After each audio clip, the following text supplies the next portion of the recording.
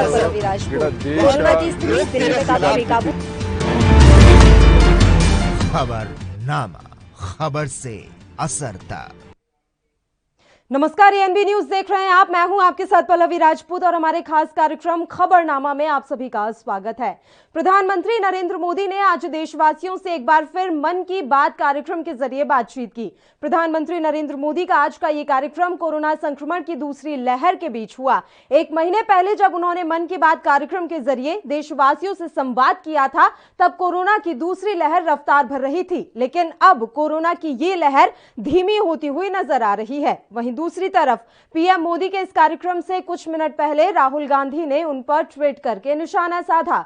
राहुल गांधी ने ट्वीट कर कहा, कोरोना से लड़ने के लिए चाहिए सही नियत, नीति, निश्चय। महीने में एक बार निरर्थक बात नहीं। अब बात यह है कि आपदा के वक्त अपेक्षा की जाती है कि लोग अपने राजनीतिक स्वार्थ, जाति, धर्म, वर्ण, वर्ग जैसे संकीर्ण दायरों से ऊपर उठकर एक दूसरे का सहयोग करें, विपत्ति से पार पाने के रास्ते तलाश करें। मगर राजनीतिक दलों को वह भी एक सियासी अवसर के रूप में ही नजर आता है, तो इसे विडंबना के सिवा और क्या कह सकते हैं। इस वक्त जब पूरा देश कोरोना संक्रमण को रोकने, संक्रमितों को जरूरी उपचार और सुविधाएं उपलब्ध कराने, इस संक्रमण से पैदा दूसरे कुप्रभावों को रोकने, टीकाकरण अभियान को व्यापक बनाने के उपायों पर विचार कर रहा है, तो कुछ राजनीतिक दलों को इसमें दिखने वाली कमियों के बहाने सत्ता पक्ष पर हमला बोलने का अवसर मिल गया है।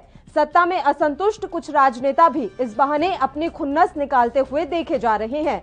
सत्ता पक्ष भी पलटवार करते हुए विपक्षी दलों से निपटने में ही फिलहाल उलझा नजर आता है। बहरहाल ये पहला मौका नहीं है जब इस तरह की बयानबाजी हुई हो। अब देखना ये रहेगा कि अब इस मसले पर राजनीति कहां तक जाती है।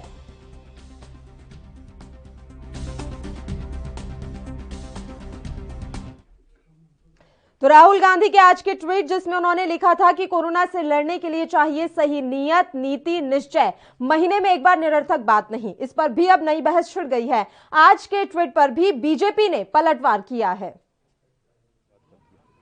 आदरणीय मोदी जी ने 7 साल में किसानों को किसान सम्मान निधि हो, कश्मीर की समस्या का समाधान हो, आतंकवाद का सफाया किया है, राम मंदिर निर्माण की समस्या हो और प्रधानमंत्री आवास हो, गरीबों के लिए 80 करोड़ लोगों को फ्री में भोजन और राशन देने की बात हो। यदि किसी ने किया है देश के अंदर तो एक जनसेवक ने किया है और ईमानदारी से देश चलाया है। और उनके कार्यकाल में घोटाला पर घोटाला, आपने देखा कितने घोटाला किया है। कांग्रेस के भी देश को वो तो ईश्वर साथ दिया कि मोदी जी वर्तमान में प्रधानमंत्री, नहीं तो देश को बर्बाद कर दिए होते। 24 करोड़ की आबादी है, जो छोटे छोटे हमारे से देश हैं, वहां 6-6 लाख लोगों की मौत हो गई। और हमसे उनका हॉस्पिटल भी अच्छा है, प्रोग्रेसिव, लेकिन फिर भी यहाँ के लोगों ने, समाज के सभी लोग, 24 करोड़ प्रदेशवासियों ने जिस प्रकार अनुशासन का पालन करते हुए सरकार का मदद किया, लेकिन मैं दुख के साथ कह सकता हूं जिस प्रकार राजनीतिक पार्टियों ने साथ खड़ा होने के बजाय गुमराह किया राज्य को, ऐसा नहीं करना चाहिए। देखिए, राहुल गांधी जी को कोई सीरियस लेता नहीं है। आप भी बहुत ज़्यादा सीरियस मत लीजिए और देश भी उनको सीरियस लेता नहीं है, इसलिए उनकी बात तो कोई कमेंट्स करें मुझे नहीं लगता कोई आवश्यकता है। जिस आदमी ने जिंदगी में काम नहीं किया वो काम की बात ही कर सकता है, और जो व्यक्ति 24 घंटे काम करता है उसको महीने में केवल एक बार बात। तो ये तो साफ है कि कोरोना काल में भी राजनीतिक पार्टियां राजनीति में ही उलझ कर रह गई हैं। राहुल गांधी के समर्थन में फिलहाल पूरा विपक्ष ही उतरा हुआ नजर आ रहा है। मन की बात और राहुल गांधी के ट्वीट पर किसने क्या कहा वो भी हम आपको सुनाते हैं। कि बिना नीत, निश्चय और उधर मजबूती से कदम बढ़ाए इस महामारी से नहीं निपटा जा सकता। पहली लहर लाखों की जान ले गई, दूसरी लहर लग गई, अभी तीसरी आने वाली। फालतू और व्यर्थ की बातें, प्रधानमंत्री जी ये तो कहते हैं कि हम सब क्या करें, देशवासी क्या करें, पर वो ये नहीं बताते कि देशवासियों के लिए वो क्या करने जा रहे हैं। मैंने ऐसा प्रधानमंत्री शायद भगवान न करे किसी देश को मिले कि अपनी वैक्सीन 72 दूसरे देशों को भेज दे, अपनी ऑक्सीजन 9,500 मैट्रिक टन दूसरों को दे दे, और अब हमको उपदेश दे रहे हैं कि हम कैसे आत्मनिर्भर बने। वो निर्णय, 2 ऐतिहासिक निर्णय इनके, एक तो रात में 8 बजे आके 12 बजे से लॉकडाउन लगाना पिछली बार, और दूसरा ये जो इन्होंने अपनी वैक्सीन, अपनी दवाई और अपनी जो इन्होंने बेच दी इंजेक्शंस, उसके लिए इन्होंने ऐसा काम किया है जो कोई देश का पढ़ा लिखा समझदार प्रधानमंत्री नहीं करता। नहीं तो राहुल जी बिल्कुल ठीक कर रहे हैं। पूरा देश यही महसूस कर रहा है कि खास करके जो कोरोना की दूसरी लहर आई, जिसमें कितनी लाखों लोग की जान गंवानी पड़ी और हमको लगता है करोड़ों लोग परेशान हुए हॉस्पिटल के चक्कर में, ऑक्सीजन के चक्कर में, रेमडेसिविर के चक्कर में, दवाइयों के चक्कर में, और सब कुछ भगवान भरोसे रह गया। तो अब मन की बात उनकी हो सकती है, बट उनके मन की बात लोगों की भावनाओं के अनुरूप नहीं। पार्टी के अध्यक्ष हैं, प्रमुख विपक्षी दल के नेता हैं, तो राहुल जी की जो बात है वो बात भी गंभीरता से सुननी चाहिए। जरूर मोदी जी की जो सरकार है उनको 7 साल हो गए। 5 साल वाली एक पहली सरकार बनी, बाद में 2 साल की, जो 2 साल पूरे कोरोना में चले गए, रह गए। लेकिन देश के लिए बहुत कुछ करना बाकी है। अभी भी देश जो चल रहा है वो पुराने 60 साल का जो लेखा जोखा हम देखते हैं, पंडित नेहरू से लेकर राजीव गांधी तक या नरसिंह राव तक, उसी पुण्य पर देश चल रहा है। वही है, नया तो कुछ बना नहीं है, लेकिन हम उम्मीद कर सकते हैं। ऐसा नहीं कि उम्मीद नहीं कर सकते, हम उम्मीद कर सकते हैं और उम्मीद करनी भी चाहिए। अगर सरकार को लोग चुन कर देते हैं बहुमत से, तो उसका मतलब है कि सरकार को लोगों को विश्वास और बहुमत मिला है। लेकिन आज भी देश में महंगाई है, बेरोजगारी है, जिस तरह से कोरोना के बाद अराजकता फैली। और चलिए अब इस मसले पर चर्चा की शुरुआत कर लेते हैं। इस समय 2 मेहमान हमारे साथ लाइव जुड़ गए हैं। केवल ढींगरा जी इस समय हमारे साथ लाइव जुड़े हुए हैं, जो कि कांग्रेस से हैं, और खेमचंद शर्मा जी भारतीय जनता पार्टी से। दोनों ही मेहमानों का स्वागत करती हूं एएनबी न्यूज पर। खेमचंद शर्मा जी, शुरुआत हम आपके साथ ही करना चाहेंगे। सर, आज भी राहुल गांधी ने ट्वीट किया और मन की बात पर उन्होंने निशाना साधा है।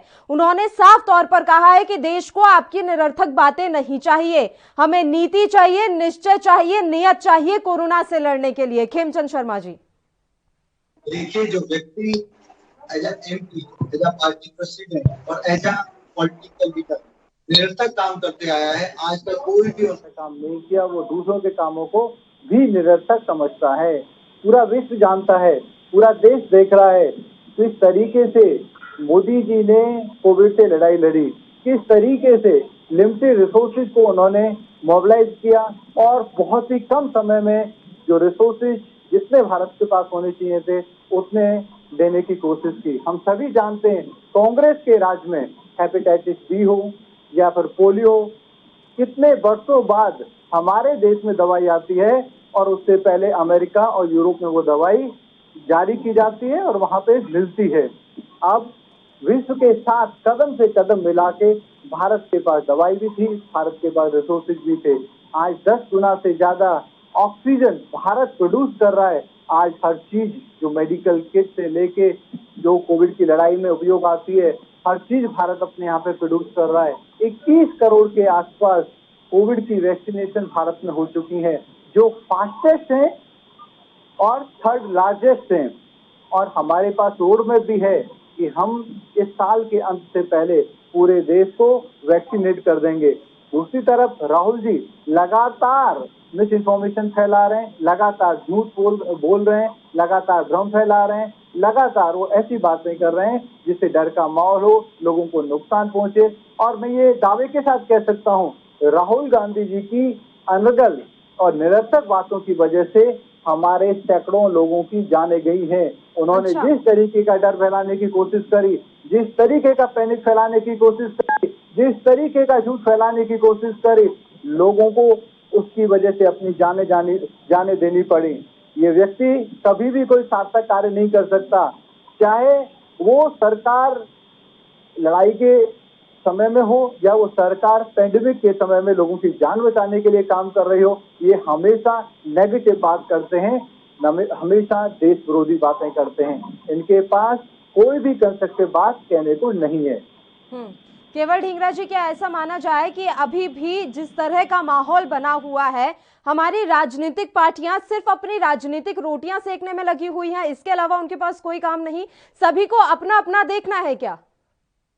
देखिए, सबसे बड़ी बात है, आज जो मोदी जी ने आज बोला है, वो अपनी मन की बात कह के चुपचाप वहां से निकल गए और लोगों को ये भी समझ नहीं आया कि उन्होंने क्या लोगों के लिए उन्होंने क्या बात की, क्या उन्होंने मदद की बात की, क्या उनको ये क्या समझाने की बात की कि लोगों को क्या समझ में आए। ऐसी बातें मोदी जी जो हमारे प्रधानमंत्री हैं, वो ये लोगों को अपने मन सी बातें कह के और निकल जाते हैं चुपचाप। इस तरीके से देश नहीं चल पाएगा ना। देश में देश को क्या जरूरत है वो बात करनी चाहिए। देश को आज वैक्सीन की जरूरत है, उसके बारे में क्या बोला कि हम वैक्सीन कब लगाएंगे? आज तक वैक्सीन खरीदी नहीं। इन्होंने अभी कहा कि 21 करोड़ मेडिसिन जो है वो आ चुकी। अरे वो तो आई, पर उसके पैसे कितने दिए आपने, ये भी तो कम से कम बता दें। आप लोगों ने एक आदमी को ऑर्डर दे दिया जो गुजरात का था, जिसको आपने कहा कि आप हमें मेडिसिन दो, हम आपको पैसा देंगे। तो आपने उस आदमी को जितनी मेडिसिन उसने दे दी वो लग गई लोगों को। उसके बाद आपने कहा कि ये देश के स्टेटों के हवाले कर दिया, वो लगाए। आपने उसको जो पैसा देना था वो तो दिया नहीं। उसके बाद उसको धमकाया। जब वो धमकाया तो वो अपनी फैमिली लेके बाहर भाग गया। आज वो ब्रिटेन में बैठा है। जो इस समय मालिक है उसका सीरम इंस्टीट्यूट का, वो देश से बाहर क्यों भागा वो बताना चाहिए इनको। और वो आज बाहर की देश में क्यों बैठा है? आप सारे देश के हर आदमी को धमका के राज करना चाहते हैं। आप किस तरीके से राज करना चाहते हैं ये सब लोगों को पता चल गया। 7 साल में अपने जो शुरू में जो अच्छे दिनों की बातें की थी वो आज बुरे दिनों में तब्दील हो चुकी हैं। 80 करोड़ लोगों की अभी ये कह रहे थे, कोई बात कर रहे थे जो आपने पैकेज में दिखाया कि खाने की बात थी। आप ये बताइए, किसी को दाल चावल मिलने के बाद अगर किसी को दवाई चाहिए तो वो दवाई उसके पैकेज में थी क्या? उसके दवाई पैकेज में नहीं थी। सिर्फ एक दाल चावल के पैकेज से देश चल जाएगा क्या? तो रही है दवाई, लिए बहुत सारी चीजें चाहिए। कांग्रेस भी तो बांट रही है। केवल ढींगरा जी, कांग्रेस भी तो बांट रही है ना दवाई। कहाँ दिक्कत आ रही है? आपकी तरफ से तो दवाइयों का वितरण इतनी तेजी से किया जा रहा है और उसका लगातार आप गुणगान भी गा रहे हैं कि हमारे जो कार्यकर्ता हैं वो घर घर जाकर लोगों को दवाइयां दे रहे हैं। तो दिक्कत कहाँ आ रही है? वो खाना दे रहे हैं, आप दवाई दे रहे हैं, तो अच्छी बात है ना कि दोनों आपसी समन्वय के साथ काम कर रहे हैं। ये अच्छी बात है, लेकिन मैं ये कह रहा हूं कि दवाई जो वैक्सीन लगनी थी, जो उसकी डोज आनी चाहिए थी, वो 270 करोड़ आनी चाहिए थी देश के अंदर, अगर हम 135 करोड़ जनसंख्या माने। लेकिन जो दूसरे देश हैं उन्होंने तो अपनी, किसी ने 5 गुना खरीद ली अपनी जो जितनी उनकी जनसंख्या उसके अकॉर्डिंग, लेकिन किसी ने 4 गुना खरीद ली, किसी ने 5 गुना खरीद ली, किसी ने 10 गुना खरीद ली। हमारे देश में 135 करोड़ अगर माने तो 21 करोड़ डोज खरीदी गई या ली गई या आई, उसके लिए पैसा नहीं दिया गया उनको। लेकिन वो 21 करोड़ डोज भी जो ये कह रहे हैं, मैं उसको भी हाइपोथेटिकल फिगर मानता हूं, क्योंकि आज तक अभी 3% जो है डबल डोज लोगों को आज तक लगी है, जो हमारी जनसंख्या है 3% कुल। और बाकी प्रदेशों में और बाकी देशों के अंदर, बाहर के देशों के अंदर करीबन 50 से लेके 80% तक वैक्सीन लग चुकी है और हम 3% पे बैठे हैं। कितना अच्छा काम कर दिया इन्होंने। आप ये देखिए किस तरह से, देखिए कांग्रेस की बात और इनकी बात जो कर रहे हो आप, वो तो ये है मदद करने की। जहां तक मदद करने की बात होती है, पल्लवी जी आप मेरी बात सुन लीजिए एक बार। जो मदद करने की बात होती है वो ये होती है कि इन्होंने मदद किया, बीजेपी के लोगों ने और कांग्रेस के लोगों ने मदद किया, वो एक अलग मामला है। यहाँ सरकार का मामला है। पीएमओ अपनी जो मन की बात है, जो अपने मन में है उनके, वो बात कह के क्यों निकल गए? उनको देश की बात क्यों नहीं समझ में आ रही? उनको देश का दुख क्यों समझ नहीं आ रहा? आज हमारी हिंदुओं की बॉडियां दफनाई जा रही हैं पानी के अंदर, क्योंकि उनके लिए जलाने का ना किसी के पास पैसा है, ना जलाने के लिए उनके पास साधन है। तो वो उनकी जो हिंदुओं की बॉडियां जो है बहाई जा रही है पानी के अंदर या दफनाई जा रही है। तो इससे बड़ा कुठाराघात बीजेपी का और क्या होगा? ठीक है, बताइए खेमचंद शर्मा जी, कौन सी आपकी नीति सही रही और क्या ऐसा मान लिया जाए कि आप पूरी तरीके से चक्रव्यूह में फंस गए हैं? कोरोना के कारण आपकी किरकिरी बहुत हुई है खेमचंद शर्मा जी। पल्लवी जी, हमारी किरकिरी नहीं हुई है, देश में महामारी आई है, महामारी में कहीं प्रॉब्लम होती है, कहीं साधन पूरी तरीके से डिप्लॉय नहीं हो पाते, इसलिए उसको महामारी कहते हैं। अनएक्सपेक्टेड तरीके से आई है, बहुत तेजी से आई है, लेकिन उस बीच में सरकार किस नीति पर काम करती रही, सवाल ये खड़ा हो रहा है। खेमचंद जी, आपकी बात एकदम सही है सर कि महामारी आई है, इसलिए से महामारी कह रहे हैं क्योंकि बहुत सारी चीजें खराब हो जाती हैं, व्यवस्थाएं पूरी तरीके से ध्वस्त हो जाती हैं। उस बीच सरकार किस तरीके से और किस नीति पर चलकर काम करती है वो देखना अहम होता है। एक ऐसा शख्स बता दीजिए जो भारतीय जनता पार्टी का ना हो और वो कह दे कि सरकार ने एकदम सही नीति से काम किया। खेमचंद शर्मा जी, ऐसे पल्लवी जी करोड़ों लोग हैं जो आज भी मानते हैं कि मोदी जी ने बहुत अच्छा कार्य किया है। मोदी जी की वजह से आज विश्व की स्पीड के साथ, विश्व के साथ भारत में दवाई है। क्या हेपेटाइटिस बी की दवाई टाइम पे आई? अभी हम कोरोना के बारे में बात कर लेते हैं। तभी तो आपका 7वां साल है सर, ये भी तो समझिए खेमचंद जी, आपका 7वां साल इसलिए ही है क्योंकि हेपेटाइटिस बी की दवाई टाइम पे नहीं आ पाई थी, आपको दूसरी बार इसलिए बिठाया गया है कि आप एक तो सवाल कर लो या फिर मेरे को बोलने का समय दो। आप सही बातें बोलिए सर, जो बात होनी चाहिए वो बात कीजिए। बताइए, अब आप सुनिए, आप ये बताइए क्या हेपेटाइटिस बी की दवाई टाइम पे with in a month Bharat में आई? नहीं आई, सालों में आई। क्या पोलियो की दवाई भारत में टाइम पे आई? नहीं आई, सालों बाद भारत में आई। वैसे ही आज क्या मैं ये गलत बोल रहा हूँ कि भारत में अगस्त दिसंबर में विश्व की बड़ी शक्तियां दवाई को लॉन्च करती हैं और जनवरी में भारत में दवाई आ जाती है? क्या मैं गलत बोल रहा हूँ? क्या मैं गलत बोल रहा हूँ? 21 करोड़ से ज्यादा वैक्सीनेशन भारत में हो चुके हैं। आज भी लगभग 2.25 करोड़ के आसपास डोसेज स्टेट के पास हैं। क्या मैं इस पे गलत बोल रहा हूँ?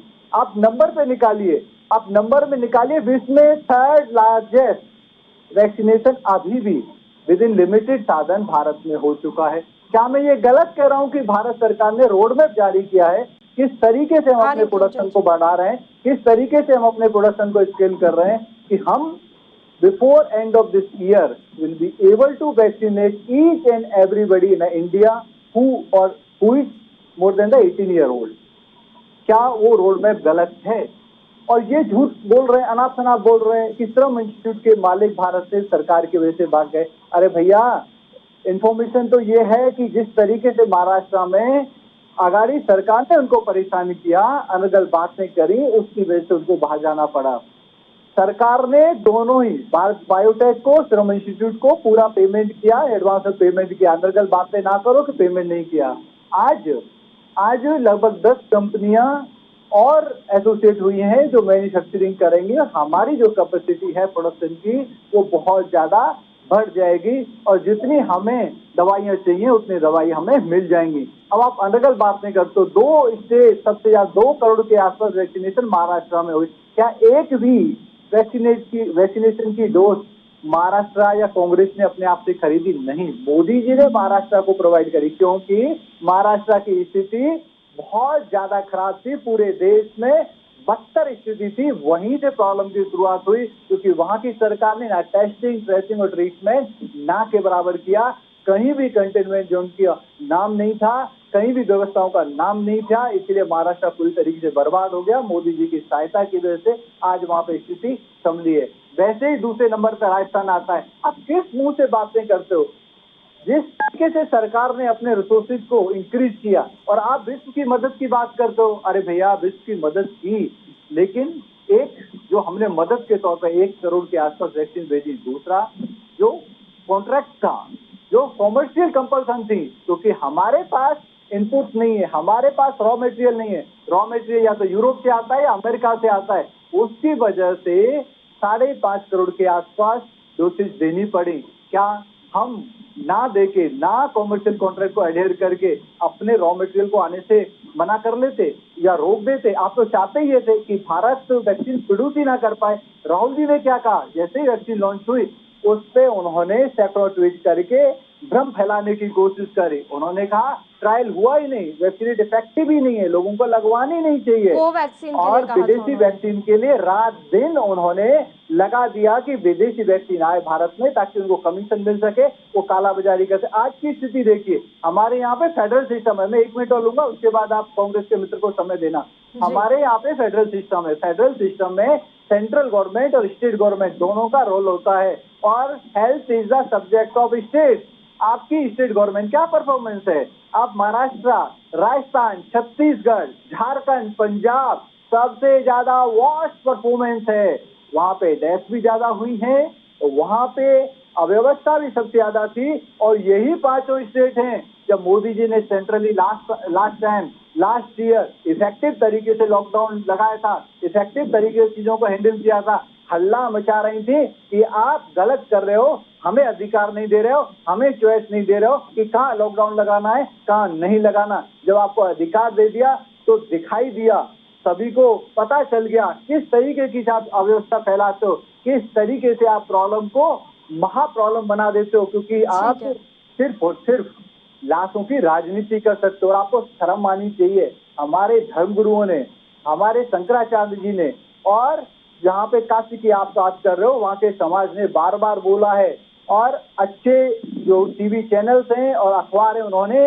अपना आर्टिकल प्रोड्यूस किया है कि हिंदू समाज में माँ गंगा के तट पे सदियों से हमारे जो कुछ समाज के सब हैं उनको दफनाया जाता है, उनको जल में प्रवाहित किया जाता है। और ये पहली बार नहीं है, लेकिन आपको तो लाशों की राजनीति करनी है, आपको तो पुरानी लाशों को फोटो खिंचा के वर्तमान लाशें दिखानी है, क्योंकि आपके पास कहने को कुछ है नहीं। आपके पास तो एक ऐसा यूजलेस प्रोडक्ट है जिसको आप दुनिया की किसी भी मार्केटिंग कंपनी को बुला लाओ, लेकिन उसको आप सक्सेसफुल बना नहीं सकते। और वो यूजलेस प्रोडक्ट अनर्गल बातें करके महामारी में भी अपनी चीजों से सिर्फ और सिर्फ रायता फैलाने का काम कर रहा है, कोई भी सार्थक काम नहीं कर रहा है। यही आज उन्होंने अपने ट्वीट के द्वारा उन्हें दिखा दिया। मोदी जी ने चिंता करते हुए जो बच्चे अनाथ हुए उनको भी जब तक ठीक है खेमचंद जी, केवल ढींगरा जी को भी टाइम देना। और मैं इस बात पर एक बात आपको जरूर कहना चाहूंगी, वैसे मुझे 2-3 बातें आपसे करनी थी, लेकिन क्योंकि केवल ढींगरा जी अपनी बारी का इंतजार कर रहे हैं। खेमचंद जी, प्रधानमंत्री को तो बाद में याद आई, उससे पहले कई राज्य सरकारें ये ऐलान कर चुकी थी कि उनके राज्य में जो बच्चे अनाथ हुए हैं कोरोना के कारण वो उनको पूरी मदद देंगे। उनमें कांग्रेस शासित राज्य भी हैं, तो कई राज्य सरकारें इसके लिए पहले ही ऐलान कर चुकी हैं। पीएम मोदी को थोड़ा देर से याद आया कि हमें इसके लिए कदम उठाना है। मैं अभी आ रही हूँ सर, एक बार मुझे केवल ढींगरा जी से एक रिएक्शन लेने दीजिए। लेकिन गलत स्टेटमेंट मत दीजिए। क्या गलत स्टेटमेंट दे रही हूँ मैं? सेंटर की जैसी कंप्रीहेंसिव पॉलिसी, कंप्रीहेंसिव सपोर्ट किसी भी कांग्रेस स्टेट ने नहीं दी है। मैं ये दावे के साथ कह सकता हूँ और आपको चैलेंज करता हूँ, आप ढूंढ के मेरे को बताइए कौन सी स्टेट है। ठीक है, उसका जवाब भी मैं आपको दूंगी। केवल ढींगरा जी कुछ कहना चाह रहे हैं, आप बहुत देर से बोल रहे हैं। 10 लाख रुपए और मंथली सपोर्ट कौन सी स्टेट ने दिया है? अरे सर, आपके शिवराज सिंह चौहान भी दे चुके हैं, आप देखिए तो सही वो क्या क्या देने को तैयार हैं। बस बात मुझसे ये गलती हो गई कि मैंने कांग्रेस का नाम ले लिया, मुझे कहना चाहिए था कि शिवराज सिंह चौहान इतना कुछ कर रहे हैं, तो शायद आपको बहुत अच्छा लगता कि हाँ मेरे शिवराज सिंह चौहान की तारीफ हो रही है। मैंने बस ये कह दिया कि कांग्रेस पार्टी भी मदद कर रही है, वही मेरी गलती हो गई सर। क्योंकि हमारे लोग तो मदद के लिए, हमारे और तुम्हारे क्या होता है? एक सेकंड, अब मुझे आप ये बताइए हमारे तुम्हारे क्या होता है? पूरा देश एक है, महामारी पूरे देश में है। एक सेकंड खेमचंद जी, बात सुनिए, हमारा तुम्हारा क्या होता है, मुझे इसका जवाब दीजिए। पूरा देश एक है, देश में महामारी एक है, तो इसमें हमारा तुम्हारा कैसे आ गया बीच में? आप भी वही बात कर रहे हैं सर। आप जिस यूजलेस प्रोडक्ट की बात कर रहे थे, आप जिस यूजलेस प्रोडक्ट की बात कर रहे थे, उसी प्रोडक्ट की तरह आप बात करने लगेंगे। क्या बोल रहे हैं आप? हमारे स्टेट में, हमारे शासित राज्य में गलत बात है खेमचंद जी, बहुत गलत बात है वाकई में। इतना आप डिसअपॉइंट कैसे कर सकते हैं? आप इतने समझदार होकर इस तरह की बातें कर रहे हैं सर। पूरा देश एक, देश में महामारी एक, हालात एक, सारी स्थितियां एक, उसके बाद भी हम इस तरीके से डिसाइड करेंगे कि ये उनका राज्य है, ये मेरा राज्य है, ये किसी और पार्टी का राज्य है। वेरी गुड, यही मुझे देखना था। वेरी गुड सर, बताइए केवल ढींगरा जी। अब केवल ढींगरा जी की बारी। खेमचंद जी माफी चाहूंगी, अब केवल ढींगरा जी की बारी। बताइए केवल ढींगरा जी। देखिए, मैं इनकी पहली बात से शुरू करता हूं। इन्होंने कहा कि पोलियो की बीमारी, हेपेटाइटिस की बीमारी, आपको मैं बताना चाहता हूं, ये हमने कभी भी कमर्शलाइज नहीं किया। फ्री मेडिसिन पोलियो की लगी आज तक, जब लगी देश में, जब से महामारियां आई, जब से देश आजाद हुआ, जब से जितनी भी महामारियां आई, कभी आज तक जो है ऐसा काम नहीं हुआ कि देश से कभी कोई पैसा चार्ज किया हो। सभी दवाइयां जो है फ्री मिली है। पहली बार हुआ मोदी जी के अच्छे दिनों में कि सभी देश के लोगों को पैसा भर के दवाई लगानी पड़ रही है। दूसरी बात मैं ये कहना चाहता हूँ कि ये कहते हैं कि हमने इजाजत दी। कुंभ को इजाजत किसने दी थी, इनको बताना चाहिए। इनको ये बताना चाहिए कि 5 स्टेटों में इलेक्शन थी, उस समय क्यों नहीं बात रखी। कुंभ को इजाजत देते हैं, 15 लाख लोग एक ही दिन में स्नान करते हैं, 30 दिन के लिए 5.5 करोड़ लोगों को इन्वॉल्व करते हैं। उसके बाद कहते हैं कि हमने कुछ किया ही नहीं। अपने आप बिल्कुल मिट्ठू बन जाते हैं। दूसरी बात मरना चाहिए। आप एक तरफ माँ गंगा को बदनाम कर रहे हो, काशी को बदनाम कर रहे हो, दूसरी तरफ कुंभ को बदनाम कर रहे हो। आप वही लोग हो जो दिल्ली में जो मरकज का, खेमचंद जी 2 मिनट दे दीजिए, 2 मिनट दे दीजिए। उनकी इन दोनों बातों का जवाब मेरे पास भी है सर, बस 2 मिनट दे दीजिए, उनकी बात कंप्लीट हो जाने दीजिए। खेमचंद जी उनकी बात कंप्लीट हो जाने दीजिए सर, नैतिकता के नाते ही उनकी बात एक बार पूरी हो जाने दीजिए, क्योंकि वो शांत बैठे हुए थे जब आप बात कर रहे थे, तो एक बार उनकी बात कंप्लीट हो जाने दीजिए सर। वो जो बोल रहे हैं वो कितना सही है ये आप भी जानते हैं और मैं भी जानती हूँ, तो मैं इसका उनको जवाब मैं देना चाह रही हूँ खुद भी, लेकिन एक बार उनकी बात कंप्लीट हो जाए। बताइए। देखिए, उसके बाद देखिए भारत बायोटेक की अभी इन्होंने कहा, जो राहुल गांधी जी ने कहा, कोवैक्सीन की आज भी WHO में मान्यता नहीं है। आप कहीं फॉरेन कंट्री में नहीं जा सकते अगर कोवैक्सीन आपको लगती है। राजस्थान में कौन सा जो वहाँ पे समस्या हो? सुनिए ना, आप लोग ऐसे ही बोलते रहते हैं, सुनना भी चाहिए। आपको राहुल गांधी ने बोला हिंदुओं को बात सुनेंगे तो कुछ काम करने योग्य रहेंगे। ऐसे ही मन की बातें करके काम नहीं चलेगा देश का। सुनिए पहले तो भैया, हिंदुओं को बदनाम मत करो, लॉजिकल बात करो। ऐसा नहीं है। अगर कोवैक्सीन लगवा के आप देश से बाहर जाना चाहेंगे तो WHO ने उस डोज को मान्यता नहीं दी है। राहुल गांधी जी ने लिखा है। राहुल गांधी ने कोवैक्सीन और कोविशील्ड को नहीं लगवाया, क्या आप यही कहते हो? क्या कोवैक्सीन? अरे आप चुप तो करिए, पहले बात सुनिए, उसका जवाब बताइए। कोवैक्सीन और कोविशील्ड को इसीलिए राहुल गांधी ने नहीं लगवाया कि वो विदेश में जा पाएंगे। इसमें शर्म की बात है, शर्म आनी चाहिए। खेमचंद शर्मा जी एक बार उनकी बात कंप्लीट हो जाने दीजिए सर, रिक्वेस्ट कर रही हूँ सर, रिक्वेस्ट कर रही हूँ खेमचंद जी, एक बार बात कंप्लीट हो जाने दीजिए सर, रिक्वेस्ट कर रही हूँ। मैं तुरंत लौटूंगी, आपके पास अभी समय है हमारे पास। बताइए ढींगरा जी। देखिए, ऐसा है, WHO में कोवैक्सीन की बाहर अगर वैक्सीन लगती है तो बाहर नहीं, किसी भी देश में नहीं जा सकते, क्योंकि WHO ने जो लिस्ट दी है उसके अंदर उसकी मान्यता की जो है वहाँ पे लिस्ट में नाम नहीं है। ऐड हो जाए, कल को हो जाए, पता नहीं, आज की डेट में नहीं है। उसके बाद ये बताना चाहता हूँ, 4 करोड़ वैक्सीन अभी तक डबल डोज लगी है देश को। जो आदमी बाहर जा सकता है वो डबल डोज लगेगी तब, सिर्फ 4 करोड़ और 135 करोड़ का देश है। तो आप कैसे कहते हैं कि हमने 21 करोड़ डोज लगा दी? 6.5 करोड़ डोज जो बाहर भेजी है वो भी 21 करोड़ के अंदर है, और आपने सिर्फ डबल डोज अभी तक 4 करोड़ लगाई है, और अभी तक 11 करोड़ लोग ही उसके जिनको सिंगल मेडिसिन लगी है वो 11 करोड़ लोग हैं टोटल। देश को भरमाओ मत, देश को मत बनाइए। और दूसरी बात एक और कहना चाहता हूँ, ये जो साइंटिस्ट की बात कर रहे थे मोदी जी पहले, वो ये कह रहे थे कि हम अपने देश के अंदर साइंटिस्टों से मेडिसिन बनवा रहे हैं। क्यों अपने देश के अंदर झूठ बोला कि हमारे देश के साइंटिस्ट बना रहे थे मेडिसिन? आज आप कह रहे हो कि साइंटिस्ट नहीं बना रहे, वो बाहर से आती है। तो आप लोगों के आपस में ही मोदी जी और आपके बीच में विरोधाभास है।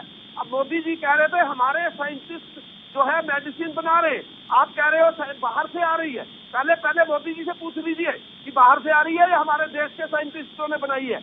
मुझे लगता है कि मोदी जी ने देश को झूठ बोला था उस समय, क्योंकि साइंटिस्ट कोई देश में था ही नहीं, और जो साइंटिस्ट थे उनको ना तो पैसा एलोकेट किया, और उस साइंटिस्ट ने अपने पद से इस्तीफा दे दिया कि मुझे पैसा जारी नहीं हुआ। यह भी शर्म करो थोड़ी सी सुन के और सुनने के बाद आप ये कहिए कि मोदी जी ने क्या कहा और आप क्या बोल रहे हैं। दूसरी बात, आप लोग सिर्फ झूठ बोलने की राजनीति मत कीजिए। देश को कितना झूठ बोलेंगे। आज सिलेंडर जो है 400 रुपए से 800 रुपए हो गया, महंगाई देखिए कहाँ पहुंच गई। और उसके बाद जो 30 रुपए का दावा 35 रुपए का रामदेव और आप लोग कर रहे थे कि 35 रुपए का पेट्रोल और डीजल हमारे टाइम पे आएगा, वो 100 रुपए हो चुका है। आप और एक बात बताता हूँ, 15 देशों के अंदर आप पेट्रोल जो है 50 रुपए से कम बेच रहे हो, और हमारे देश ने क्या गलती करी है कि हमारे देश को पेट्रोल और डीजल 100 रुपए से राउंड मिल रहा है। ये क्या गलती है हम लोगों ने की है। हम लोगों ने वोट दी अच्छे दिनों की, ये अच्छे दिन है हमारे देश के, ये आपने दिखाए अच्छे दिन देश के, और मोदी जी मन की बात कह के निकल लेते हैं। ऐसे थोड़ी चलेगा देश। ठीक है, शुरू से बात कर लेते हैं। सर, सबसे पहले आपने वैक्सीन के बारे में बात की थी, तो मैं एक बात आपको कहना चाहूंगी, आपकी बात सही है कि कोवैक्सीन पर ही सवाल उठाए थे राहुल गांधी ने, और उसको अभी WHO से भी मान्यता नहीं मिली। बोलिए। बिल्कुल। तो सर एक सेकंड, मुझे कुछ सवाल इनसे रखने हैं केवल ढींगरा जी से। कुंभ के बारे में आपने कहा सर कुंभ तो बंद हो गया, प्रधानमंत्री ने अपील की, समय रहते हुए कुंभ को बंद करा दिया गया। क्या आपने अपील की किसानों से कि आप भीड़ मत जमा कीजिए वहां पर, क्योंकि कोरोना का खतरा मंडरा रहा है? वो तो आपसे अपील हुई नहीं, वो तो आप कंटिन्यू बढ़ावा दे रहे हैं, हम आपके साथ हैं, हम आपके साथ हैं। आपको भी पता है हालात क्या है, कोई मना नहीं कर रहा, किसानों की समस्याओं से सब रूबरू हैं, और हमें भी उनसे बहुत ज्यादा भावनात्मक रूप से जुड़ाव है कि उनके साथ गलत हो रहा है, लेकिन कम से कम समय को देखते हुए तो चीजें होनी चाहिए। वहां आप रोक नहीं पाए। और वैक्सीन के बारे में आप बात कर रहे थे कि आपने हमेशा दवाइयां फ्री में लगवाई। सर अभी भी अगर हम जाएंगे तो सरकारी अस्पतालों में फ्री में ही वैक्सीन लग रही है कोरोना की, किसी से पैसे नहीं लिए जा रहे। बहुत सारे ऐसे लोग हैं जिन्होंने फ्री में ही वैक्सीन लगाई है, ऐसा नहीं है कि वहां पर अभी वैक्सीन के पैसे लिए जा रहे हैं। वी स्पुतनिक के लिए मैं जरूर कहना चाहूंगी कि वो अब मार्केट में अवेलेबल है, उसके लिए आपको पैसे खर्चने पड़ेंगे। कोवैक्सीन और कोविशील्ड के लिए पैसे अभी तक नहीं दिए गए हैं, ये आपको भी अच्छे से पता है। और कुंभ के बारे में मैंने आपको कहा, आप बताइए ना, आपने कितना साथ दे दिया सरकार का? आप देते साथ? अभी भी कितनी भीड़ लगा के जगह जगह यहाँ पर मंच सजाए जा रहे हैं कि आप साथ दे रहे हैं सरकार का कि अभी भीड़ मत लगाइए। अगर कुंभ में भीड़ हो रही है तो ऐसी बहुत सारी जगह जहां पर भीड़ हो रही है। केवल ढींगरा जी। पल्लवी जी आपकी बात बिल्कुल ठीक है, मैं आपकी बात से सहमत हूँ कि आप कह रहे हैं किसानों ने भीड़ लगाई है। मैं तो मान रहा हूँ किसानों ने भीड़ लगाई है। कोरोना काल के अंदर अगर मोदी जी काले कानून बना सकते हैं तो उनको निरस्त क्यों नहीं कर सकते? ये बात क्यों नहीं कह देते कि हम जो है अपनी सरकार आएगी दोबारा उसमें लागू कर देंगे? ये क्यों नहीं कहते? अभी खेमचंद जी बोल रहे कि इस सरकार के अंदर हम ये काले कानून लागू नहीं करेंगे। ये मोदी। अरे सर, तो आप ये बात भी तो समझिए केवल ढींगरा जी, अभी वो उन पर रोक लगी हुई है, सुप्रीम कोर्ट में सुनवाई चल रही है, सुप्रीम कोर्ट ने रोक लगा रखी है। किसी पर तो विश्वास करना होगा। केंद्र पर विश्वास नहीं है, मैं मान लेती हूँ, कम से कम सुप्रीम कोर्ट पर तो विश्वास कीजिए, उन पर तो विश्वास कीजिए, वो कुछ अच्छा ही करेंगे। या आपको ये लगता है कि सुप्रीम कोर्ट पर भी अविश्वास नहीं किया जाना चाहिए? और एक बात और केवल ढींगरा जी, आपने बोला कि प्रधानमंत्री कह रहे थे कि हमारे देश के साइंटिस्ट ने बनाई है ये वैक्सीन, जबकि ऐसा नहीं है। मैं एक बात, सिंपल सी बात आपसे पूछना चाहती हूँ केवल ढींगरा जी, कल को मैं आपको गोभी लाकर दे दूं और मसाला लाकर दे दूं, कि आप अच्छी सब्जी बना लेंगे? आपको आनी भी तो चाहिए ना सब्जी बनानी, या आप बना लेंगे ऐसे? आप ऐसे क्यों बात करते हैं, समझ नहीं आता। कभी किस पर उंगली, कभी किस पर उंगली, हम हर चीज पर राजनीति क्यों खोजते हैं केवल ढींगरा जी? कभी तो किसी को थोड़ा सा क्रेडिट दे दीजिए सर, देश के वैज्ञानिकों को थोड़ा तो क्रेडिट दे दीजिए कि हाँ उन्होंने कुछ किया। अभी भी कितने लोग हैं जो वैक्सीन लगाकर बैठे हैं, वो वैक्सीनेट हुए हैं, तो अब उनको तसल्ली है कि हमारी कम से कम जान तो नहीं जाएगी इस गंभीर महामारी से। पल्लवी जी एक एक करके मैं आपको बात सुनाता हूँ। किसानों की बात पूरी नहीं हुई, आपने पीछे बोल दिया। मैं आपको एक चीज कहना चाहता हूँ, किसान जो है वो, मैं किसान नहीं हूँ, किसान है, और पूरे देश का 70-80 करोड़ किसानी से जुड़े हुए लोग हैं जिनको कोरोना काल के अंदर मोदी जी ने कानून बना दिया। अगर वो वापस ले लेते तो किसान अपने घर चला जाता, बात खत्म हो जाती। ये मेरा मुद्दा नहीं, किसानों का मुद्दा है, और किसानों के मुद्दे के लिए हम अगर गलत कानून बनाए जाएंगे तो विपक्ष किसानों के साथ खड़ा है। लेकिन किसानों को भीड़ लगवाने के लिए निमंत्रण दे रही है मोदी सरकार, क्योंकि किसानों का कानून जो बनाया गया वो कोरोना काल के अंदर बनाया गया, उसको लोकसभा के अंदर ध्वनि मत से पास किया गया, किसानों से पूछा नहीं गया। दूसरी बात, अब आपने पूछा कि स्पुतनिक जो है और उसके पैसे लिए जा रहे हैं, मैंने आपको कहा कि हाइपेटाइटिस बी और पोलियो जैसी मेडिसिन और पिछली टीबी की भी मेडिसिन और जितनी भी मेडिसिन आज तक महामारियां आई, कभी भी जो है उसका पैसा नहीं लिया गया। अब जो मोदी का काल आया, मोदी का जो राज आया, उसके अंदर हर चीज का पैसा के ऊपर बात शुरू हो गई। बिजनेस मोदी सरकार, ये बिजनेस मोदी सरकार है कि हर चीज को पैसे के साथ तोला जाएगा। अभी स्पुतनिक की बात आपने की, तो स्पुतनिक भी WHO से मान्यता प्राप्त नहीं है, आप उसको देख लीजिए अच्छी तरह से।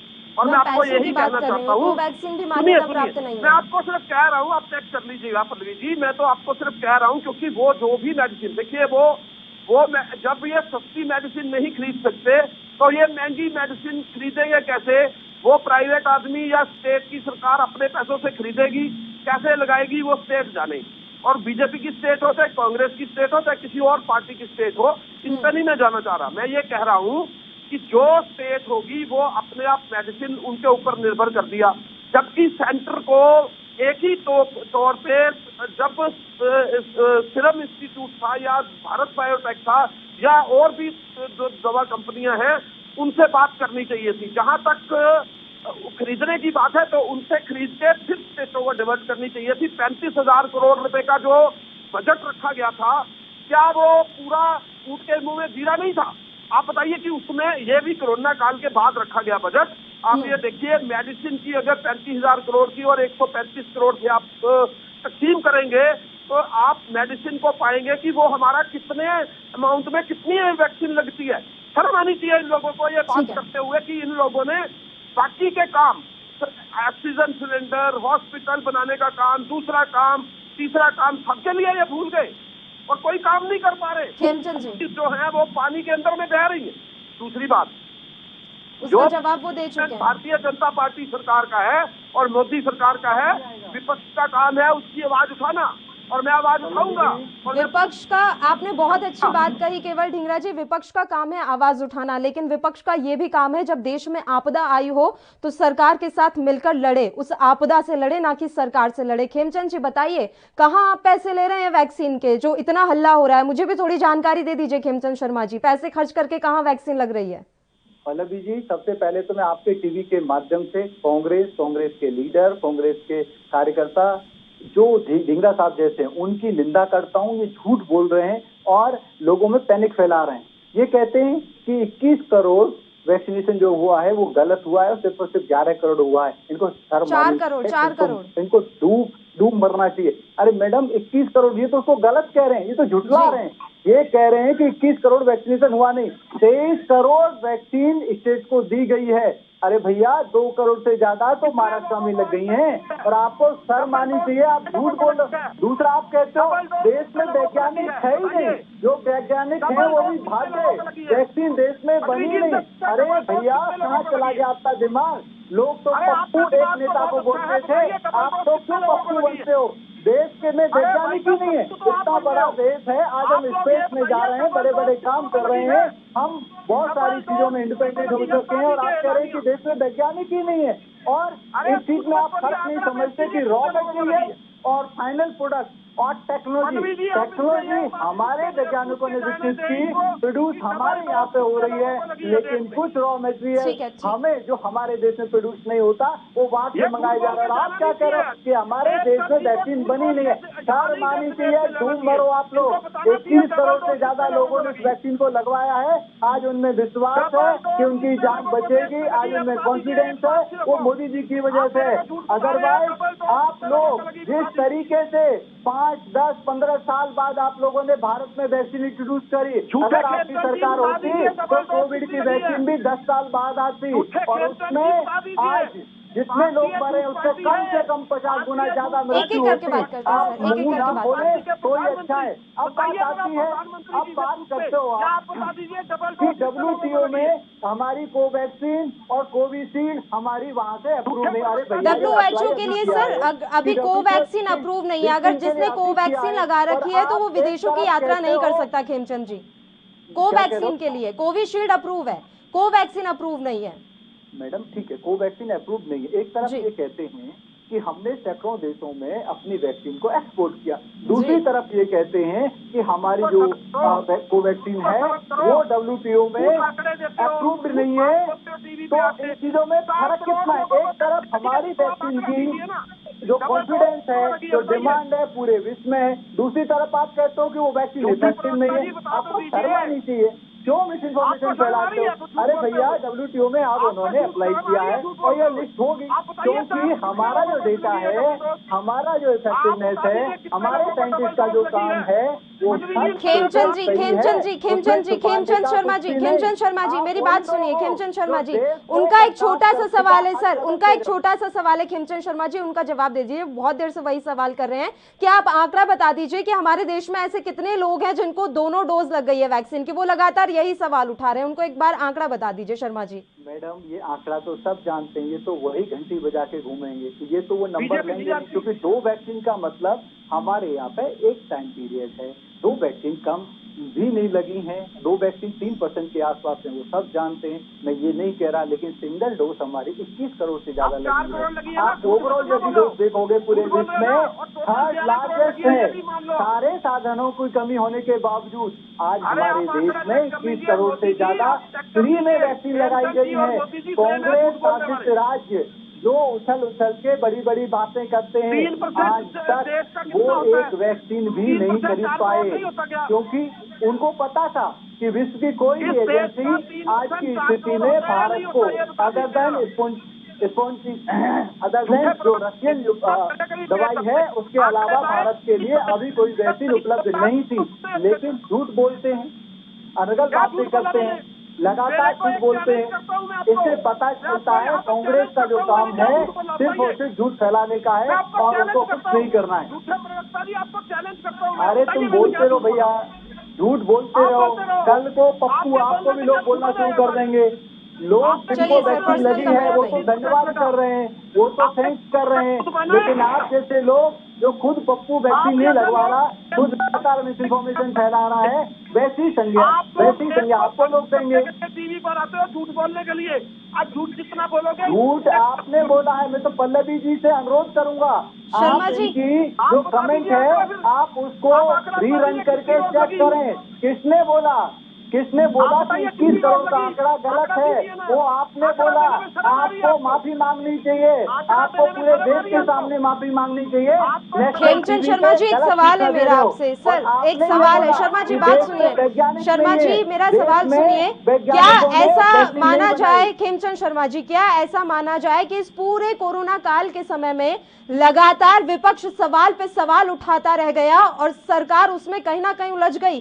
सरकार को बार बार सामने आकर सफाई देनी पड़ रही है कि ऐसा नहीं है, क्योंकि आप लोगों को ये लग रहा था, भले ही आपको ये लग रहा है कि भ्रम फैलाया जा रहा है, लेकिन कहीं ना कहीं सरकार एंगेज हुई है इस पूरे माया जाल को हटाने में भी।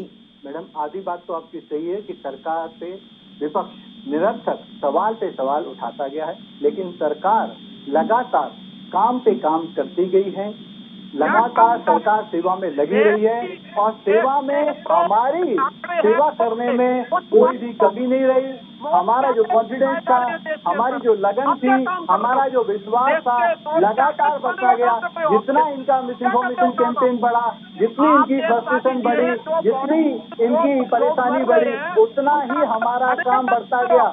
क्योंकि ये जो मिस इन्फॉर्मेशन फैला रहे हैं, ये घृणा की वजह से फैला रहे हैं, मोदी के प्रति इनका जो द्वेष है उसकी वजह से फैला रहे हैं, देश के प्रति इनका जो द्वेष है उसकी वजह से फैला रहे हैं, विदेशों से ये कमीशन थोड़ी नहीं कर पा रहे हैं उसकी वजह से फैला रहे हैं। जितना विपक्ष हल्ला मचा रहा है, इसकी आप यदि तय में जाओगे तो आपको पता चलेगा कि उतना ही अच्छा कार्य मोदी सरकार कर रही है, क्योंकि ये हजम नहीं कर पा रहे कि भारत ने अपनी वैक्सीन बनाई, ये हजम नहीं कर पा रहे 21 करोड़ से ज्यादा वैक्सीनेशन लिमिटेड रिसोर्स के बावजूद हो चुका है। बिल्कुल सर, देखिए घुमा फिराकर बात वहीं पर आ गई है कि हमारे देश में सियासी जो लड़ाई है वो अब बहुत ज्यादा बढ़ गई है और कहीं ना कहीं जो असंतोष का माहौल पैदा हो गया है उसके लिए हम सभी जिम्मेदार हैं और इस माहौल को जितना जल्दी बदला जाए शायद उतना ही सही होगा।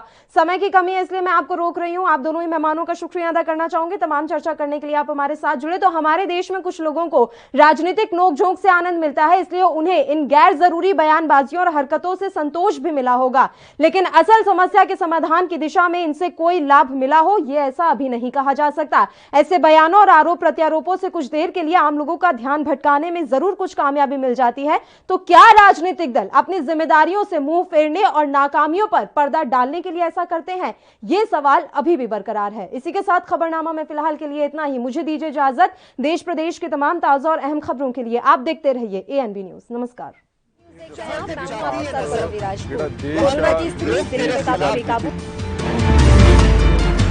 खबरनामा, खबर से असरता।